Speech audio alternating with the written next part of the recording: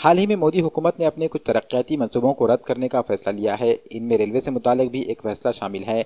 नांदेड़ देगलूर होते हुए बीदर तक रेलवे लाइन बिछाने की मनसूबाबंदी को भी मनसूख कर दिया गया है। इस ज़िम्मन में मराठवाड़ा विकास परिषद ने जिला कलेक्टर दफ्तर पर एहतजाजी प्ले कार्ड थाम कर हुकूमत के इस फैसले के खिलाफ अपनी नाराजगी जाहिर की।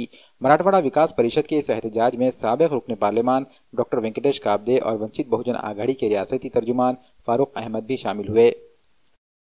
डॉक्टर वेंकटेश काब्दे, अध्यक्ष मराठवाडा जनता विकास परिषद।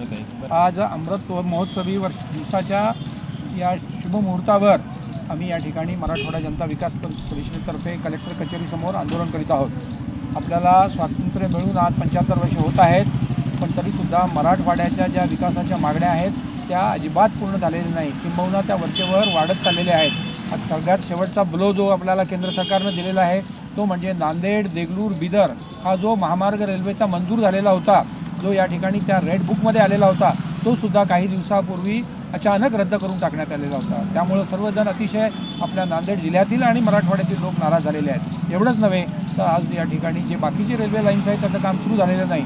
मग ही लाईन नांदेड लातूर रोड असो किंवा वर्धा नांदेड असो किंवा इतर ज्या छोट्या लाईन्स या ठिकाणी आहेत, म्हणजे उदाहरणार्थ जालना चाळीसगाव आहे, औरंगाबाद चाळीसगाव आहे, ते या लाईन पूर्ण झालेल्या नाही। तर यामुळं रेल्वे खातं काय करतं आहे, मराठवाड्यावर अन्याय करत आहे।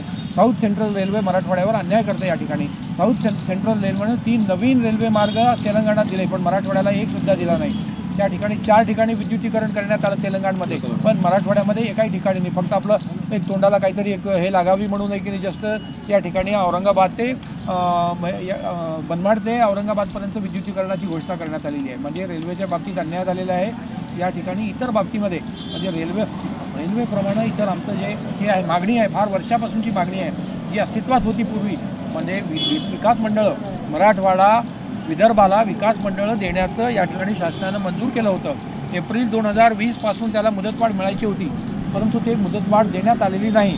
किसी भी पक्ष का समर्थन या विरोध नहीं करते हुए मराठवाड़ा के विकास के लिए मराठवाड़ा जनता विकास परिषद लंबे अरसे से संघर्ष कर रही है और मराठवाड़ा के विकास को रोकने का काम केंद्र और राज्य दोनों सरकारें कर रही है। ये दोनों सरकारों ने हमेशा मराठवाड़ा के साथ सौतेला व्यवहार किया है।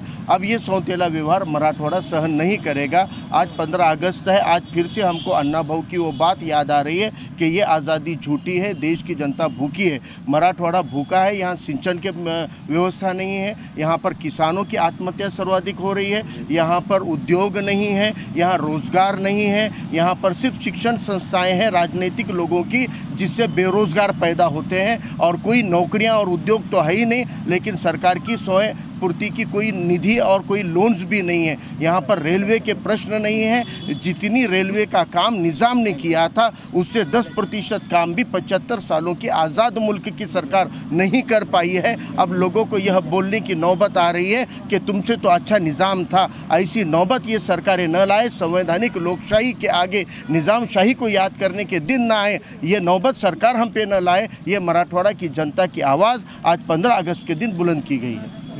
मराठवाड्यातील रेल्वेचे प्रश्न असतील, सिंचनाचे प्रश्न असतील, हे सातत्याने प्रलंबित ठेवण्यात आलेले आहे। मराठवाडा वैधानिक विकास मंडळाला मुदतवाढ द्यावी म्हणून गेल्या 1.5 वर्षापासून हा सातत्यानं संघर्ष चालू आहे, तरी शासनकर्ते त्याकडे जाणीवपूर्वक दुर्लक्ष करत आहेत। औरंगाबादला मंत्रिमंडळाची बैठक घेण्याची प्रथा होती, ती आता या सरकारनं जवळपास मोडीत काढल्यासारखी झालेली आहे।